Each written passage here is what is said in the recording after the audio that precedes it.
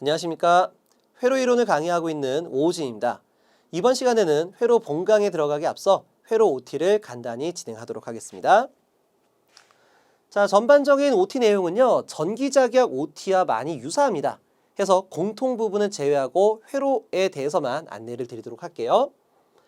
자, 첫 번째 회로에서 배우는 내용은요, 우리가 전기 소자라고 하게 되면 RLC 세 가지가 있는데, 이 RLC 소자 접속 여부에 따라서 발생하는 부하 전류와 각 소자에서 발생하는 소비 전력 등을 해석하는 것이 회로 이론이다라고 볼 수가 있습니다. 자, 그래서 우리가 R이라고 하게 되면 전류의 흐름을 방해하는 소자로서 이하 저항이라고 불러주고 있죠. 자, 그리고 L이라고 하게 되면 우리가 유도기 전력에 의한 비례 상수다라고 볼 수가 있습니다. 자, 이렇게만 정의하게 되면 내용 자체 좀 어렵죠? 해서 공식을 한번 써보도록 할게요. 유도 기전력. 자, 유도 기전력 E는 마이너스 L에 dt분의 di다 라고 표현해주고 있고, dt분의 d, 미분 연산자죠. 다시 말해 변화량을 나타내는 연산자가 되기 때문에 시간적 변화에 따라서 전류의 크기가 변하면 전류의 역방향으로 기전력이 유도가 된다, 이런 얘기예요. 자, 이 부분은 전기자기학 10장에서 저희가 해석을 하고 있습니다. 자, 따라서 우리가 회로 이론을 학습하기 전에 선행학습으로 전기자기학을 먼저 공부하시고 넘어오시면 아무래도 회로 해석하기가 조금 더 수월하다라고 볼 수가 있습니다. 그래서 우리가 전기에 대한 전반적인 해석은 직류에 대한 해석과 교류에 대한 해석으로 나눌 수가 있는데, 자, 우선 직류 해석에 대해서 먼저 안내를 드리게 되면, 자, 우리가 배전선 라인에 시간에 따라 크기가 일정한 직류 전류를 흘려줘 보도록 하겠습니다. 자, 그렇다면 우선 이 배전선 라인에는 전기 저항 R이 존재하겠죠. 자, 그리고 우리가 유도기 전력에 대한 공식은 시간적 변화에 따라 전류의 변화량을 나타나게 되는 거죠. 근데 직류 성분 같은 경우에는 시간에 따라 전류가 일정하다, 다시 말해 변화량이 없을 것이다 라고 볼 수가 있습니다. 자, 이 경우에는 우리가 유도기 전력이 만들어지지 않기 때문에 이때 유도기 전력에 대한 비례상수 또한 역시 제로다라고 볼 수가 있겠죠. 해서 다시 말해서 직류 회로에서는 우리가 L 소자의 특성이 나타나지 않는다라고 볼 수가 있겠습니다. 자, 그렇다면 교류가 되면 어떻게 될까요? 자, 교류가 되면 시간에 따라서 전류의 크기가 계속해서 변화량을 갖게 되는 거죠. 자, 우리가 일반적으로 시간에 따라 크기가 일정하게 되면 우리가 대문자 I라고 표현하고 있고, 시간에 따라 그 크기가 변하게 되면 소문자 I라고 표현하고 있습니다. 물론 시간의 함수가 되기 때문에 오브 t, 자, 이렇게 표현을 할 수가 있겠습니다. 자, 우선 이렇게 교류 전류가 흘러가게 되면 우선은 전기 배전선에는 전기 저항 R이 존재하게 되겠고요.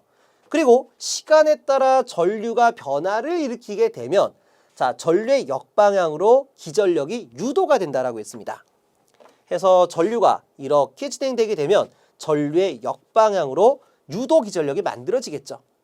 그러면 이 유도 기전력이라는 것은 전류의 역방향이 되기 때문에 하나의 저항으로서 우리가 작용한다, 이런 얘기예요. 그래서 우리가 나중에 이 전류에다가 전류의 최대값에 사인 오메가 t라는 정형파 함수를 대입하게 되면 이때 이 저항의 크기가 만들어지게 되는데, 이때 이 저항의 크기를 구하게 되면 오메가 L이 만들어집니다.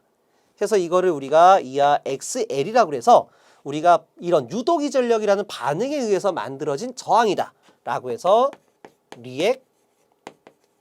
리액턴스다라고 표현하게 됩니다. 자, 다시 말해서 우리가 반응하다가 바로 리액션이죠.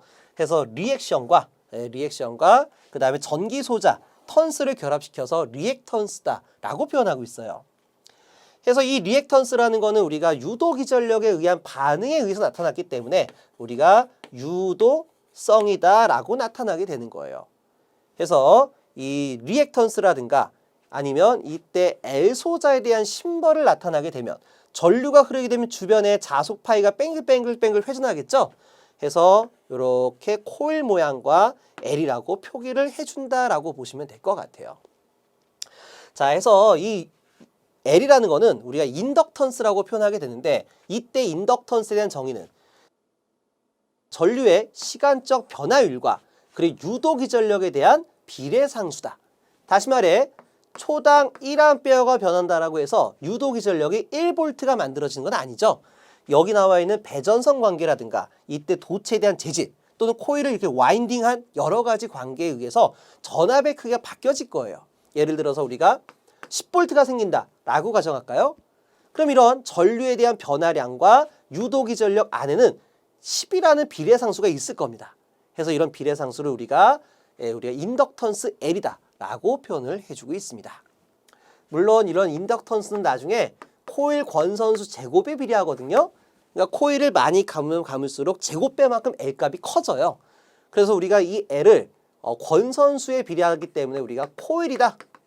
이렇게 와인딩한 거다라고 이제 많이 표현을 해주고 있습니다. 해서 이런 유도기전력에 대한 비례상수를 우리가 L이라고 불러주고 있고, 그 다음 C라는 거는 우리가 전기를 저장할 수 있는 장치를 콘덴서라고 하죠. 그래서 콘덴서가 전하를 축적할 수 있는 능력에 대한 비율, 그거를 우리가 이하 C다라고 표현할 수가 있어요. 그래서 전기 회로 소자에는 우리가 전류의 흐름을 방해하는 저항 성분과 유도기전력에 대한 비례상수와 그 다음에 콘덴서가 저장할 수 있는 능력, 해서 RLC를 나타내고 있다라고 볼 수가 있겠습니다.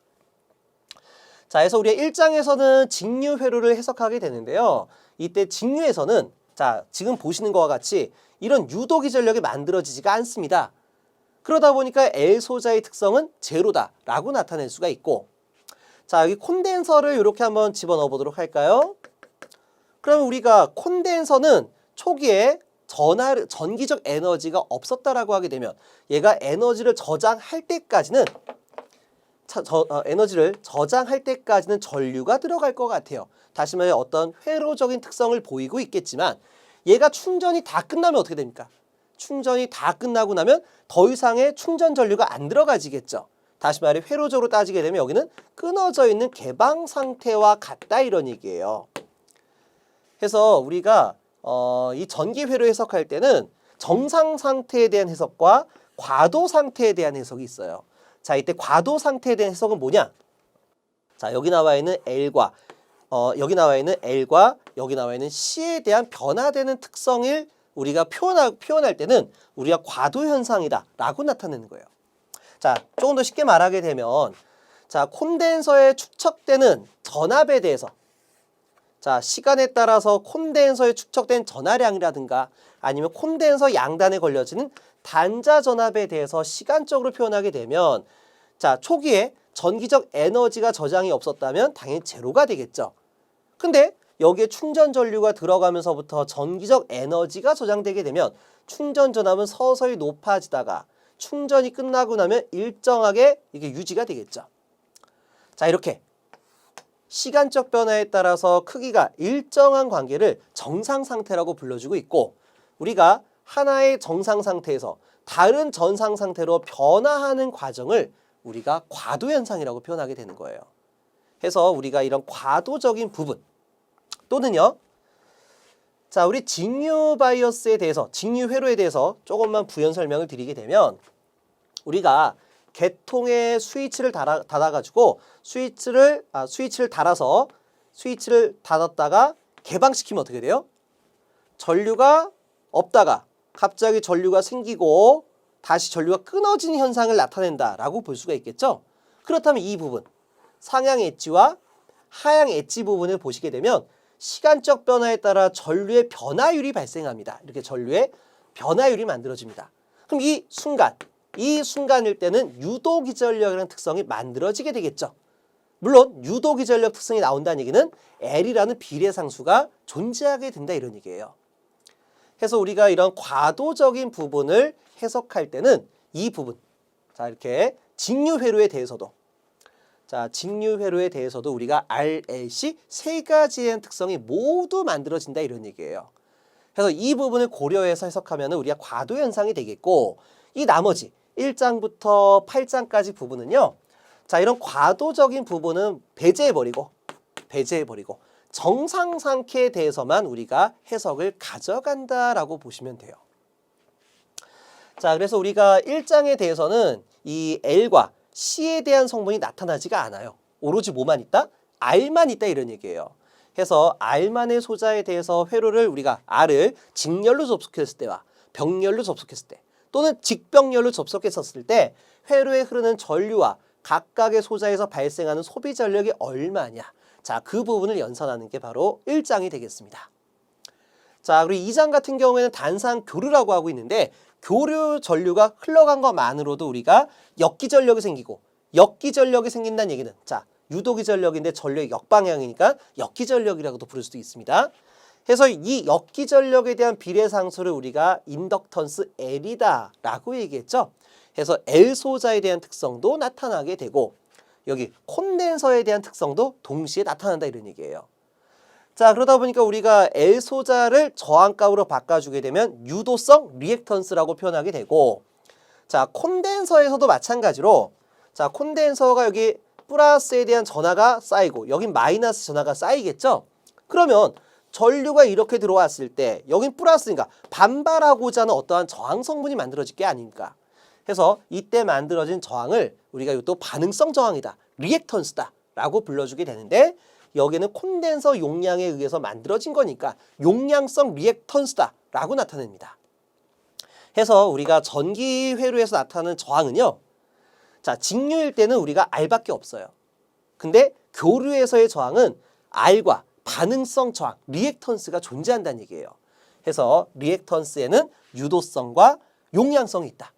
그렇다면 이런 R과 L과 C에 대한 전체 저항값은 얼마냐? 라고 나타나게 되면 우리는 임피던스라는 개념을 가져요. 그러니까 우리가 순수하게 나타나는 R과 반응성에 의해서 나타나는 저항, 리액턴스. 해서 R과 리액턴스를 조합한 전체 저항값을 임피던스라고 얘기하는 거예요. 해서 우리 회로에서 만들어지는 이 임피던스에 대해서 발생하는 전류라든가 전력에 대해서 계산하는 것이 바로 2장이 되겠습니다. 자, 그 다음에 3장 다상교류 같은 경우에는 우리가 일반적으로 삼상교류를 가지고 얘기합니다. 자, 우리가 교류를 단상을 쓰는 게 아니라 삼상을 사용하게 되는 거는 그러니까 이렇게 교류 파형이 하나가 만들어지면 단상이라고 불러주고요. 자, 이게 한 사이클이 360도거든요. 그럼 이 360도를 3으로 나누게 되면 120도가 되겠죠. 그래서 120도 정도 지연시켜서 하나의 파형을 또 보내고 또다시 120도, 그러니까 0도부터 하시면 120도, 240도죠. 240도 위에 파형을 또 보내는 거예요. 그럼 우리가 이런 파형 하나하나를 페이지라고 해서 상이라고 불러주게 되는데 상이 한 개면 단상, 상이 세 개면 삼상이다 라고 표현하고 있어요. 그러면 삼상을 사용하는 목적은 뭐냐? 우리가 전동기를 회전시킬 때 단상용 교류 같다만으로는 회전이 안 돼요. 삼상 교류를 집어넣어야 삼상 전동기가 또는 삼상 모터가 회전을 할 수 있다 이런 얘기입니다. 그래서 우리가 한전으로부터 또는 전력회사로부터 전원을 공급하게 되면 자, 삼상교를 집어넣다 보니까 전기의 크기를 변환시켜준 전압의 크기를 변성시켜주는 것을 저희가 변압기다라고 말해주고 있죠. 그러니까 우리가 첫 번째 변압기 A상 변압기, B상 변압기, C상 변압기 3개를 둬서 이때 전력선을 6가닥을 보내줘야 우리 수용가에 전기가 들어온다 이런 얘기예요. 자, 그러다 보니까 이게 6가닥을 보내주려고 했더니 경제적인 손실이 매우 높은 거예요. 그래가지고 우리가 하나의 전기 결선법을 만들어 보자. 자, 다시 말해서 이쪽에 마이너스, 자 이게 플러스하고 마이너스 극성이라고 따지게 되면 실제로 교류에는 플러스 마이너스가 없어요. 시간에 따라 계속 바뀌는 거예요. 근데 우리가 위치적으로 위에를 플러스 밑에를 마이너스라고 한다라고 하게 되면 이 마이너스를 다 짬바시키는 거예요. 그러면 오직 3가닥만으로 삼상을 보낼 수 있는 거 아닙니까? 또는 케이블을 요렇게 고리 모양이 만들어지도록 결선하는 거예요. 그렇다면 우리가 이 결선하는 방법에는 방금 지금과 같은 환상결선, 고리 환차죠. 환상결선을 시켰을 때와 아까 마이너스를 다 짬바 건 거를 우리가 스타결선이라고 하는데 이런 스타결선과 환상결선을 시켰을 때 우리 계통에서 발생되는 전압과 계통에 흐르는 전류가 어떻게 변화가 되는지 그 특성을 알아보는 게 바로 우리가 다상 교류 회로가 됩니다. 자, 물론 다상이라고 하게 되면 3상뿐만 아니라 4상, 5상, 6상, 7상, 8상 쭉 있겠죠. 근데 이때 가장 효율적인 방식이 3상이에요. 그래서 3상을 집중적으로 우리가 학습하는 게 3장이 됩니다. 자, 4장 같은 경우에는 비정형파 교류라고 되어 있는데 이렇게 정형파만 들어왔으면 얼마나 좋겠습니까? 얼마나 좋겠습니까? 근데 우리가 계통에서 발생된 어떠한 장치들에 의해서 파형이 이렇게 왜곡될 수가 있어요. 그렇다면 이렇게 왜곡된 파형, 다시 말해 비정형파에 대해서는 우리가 해석을 어떻게 할 것이냐. 자, 대학교에서 배우는 퓨리에 급수란 수학이 있어요. 그래서 퓨리에 급수를 통해 가지고 여기 나와 있는 찌그러진 이 비정형파를 여러 개의 정형파의 합의 형태로 수학으로 분해하는 과정을 우리가 비정형파 교류 회로 해석이다 라고 볼 수가 있습니다. 자, 말은 어려운데요. 막상 시험 문제를 보게 되면 정말 단순해요. 항상 나오는 것만 나오거든요. 그래서 우리가 특정 내용에 대한 연산 기법만 기억을 해주시면 됩니다. 자, 5장 대칭좌표법이라는 건 우리가 고장 계산인데요. 우리가 계통에서 발생되는 쇼트, 단락사고와 일선 지락이 발생했었을 때 이때 고장 전류가 얼마나 흘러가게 될 것이냐. 자, 근데 이 계산 자체가 상당히 어려워요. 어렵고 복잡해요. 그래서 우리가 정상 상태에서 해석이 어려우니까 이거를 우리가 대칭분해 성분으로 바꿔가지고 대칭분해 성분을 연산하고 난 다음 다시 정상 상태 돌아오는 거예요. 좀 말이 어렵죠? 그러니까 우리가 수학을 할 때 스케일 자체가 너무 크면 어떻게 돼요? 스케일 큰 거를 로그 스케일로 바꿔가지고 로그 스케일로 연산을 하고 난 다음에 로그 방법으로 연산하고 난 다음에 정상으로 돌리면 계산이 쉬워진다 이런 얘기죠. 물론 여기서는 로그 스케일을 안 쓰는 겁니다. 로그 방법 쓰는 건 아닌데 컴퓨터가 인지할 수 있는 정상분, 영상분, 역상분 세 성분으로 분해시켜서 해석하는 기법이 있다 이런 얘기예요. 말은 어렵지만 자, 내용도 매우 어렵지만 내용이 어려우면 시험은 되게 단순하게 나와요. 그래서 중간 과정이 아니라 결과 공식으로만 시험에 나오기 때문에 저희가 무조건 점수를 획득할 수 있는 기본 내용이다라고 볼 수가 있습니다. 자, 그다음 6장 같은 경우에는 우리가 회로망 해석을 하실 때 기본적으로 오메 공식이나 아니면 키르히호프 법칙을 이용하시게 되면 상당히 어려워요. 그래서 우리가 회로를 해석할 수 있는 강력한 기법 3가지를 제시합니다. 중첩의 원리, 태분한의 정리와 노튼의 정리, 그리고 밀만의 정리. 자, 이거를 이용해서 회로 해석하는 방법을 학습하게 될 것 같습니다. 자, 그럼 4단자망과 분포정수 회로는 이게 전력공학과 연계되는 부분이기 때문에 순수 회로는 아니다라고 볼 수가 있어요. 그래서 이 부분은 저희가 수업을 진행을 하면서 안내를 드리는 걸로 하도록 하겠습니다. 자, 그 다음에 10장 같은 경우는 라플라스 변환인데요. 이 라플라스 변환은 제어공학에서 원래 학습하셔야 돼요. 근데 저희가 산업기사 부분에서는 제어공학 부분이 빠져있죠.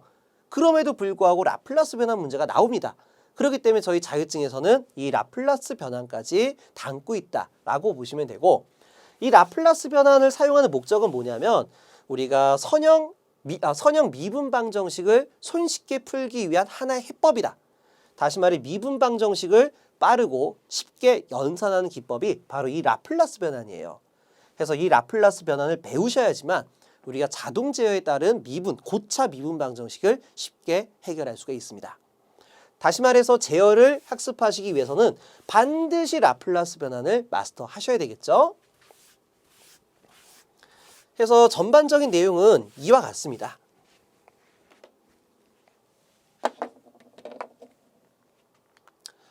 자, 그래서 우리가 수업 들어가기 전에 준비할 사항 같은 경우에는 우리가 전기자기학 내용과 동일합니다. 그래서 이 부분을 아직 못 들으셨다라고 하게 되면 자기학 OT를 참고하시면 될 것 같아요. 자, 뭐 단기 합격 비결이나 우리가 목표 점수에 대한 설정. 자, 이 부분도 우리가 전기자기학과 동일합니다. 물론 이 부분은 전기자기학뿐만 아니라 우리가 들어가는 총 5개의 과목이 전부 다 똑같이 사용할 수 있는 부분입니다. 자, 그래서 회로이론 출제 분석표를 보시게 되면은 우리가 기사와 산업기사로 나누고 있는데, 자, 이 회로이론이라는 과목은 우리가 4과목이 들어가 있습니다. 제4과목. 해서 산업기사 같은 경우에는 순수 회로이론이고요. 그 다음에 전기기사 같은 경우에는 회로이론 및 제어공학입니다. 해서 61번부터, 자, 4과목이니까 61번부터 시작하거든요. 61번부터 70번까지가 제어 문제, 71번부터 80번까지가 회로 문제가 되는 거예요. 그래서 회로 문제가 전기기사에서는 회로 문제가 10문항 정도가 출제가 되고 있고, 산업기사 같은 경우는 과목명 자체가 회로 이론인데 이게 좀 희한하게도 제어공학에 대한 문제 3문제가 포함돼요. 그래서 순수 회로 문제가 17문제가 출제가 된다라고 보시면 될 것 같아요. 해서 여러분들이 공부를 학습할 수 있는 시간이 좀 부족하신 분들이 단기 합격에 대한 내용을 많이 하시거든요. 그랬을 때 어떤 챕터에 집중을 해야 되냐? 자, 이런 것들을 많이 질문하시기 때문에 제가 10년도를 기준으로 해가지고 출제됐던 문제와 출제 프로테이지를 적어봤습니다.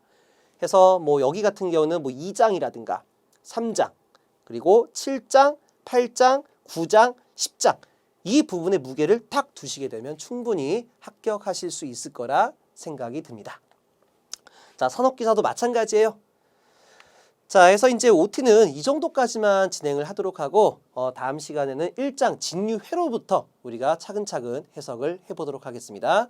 수고 많으셨습니다.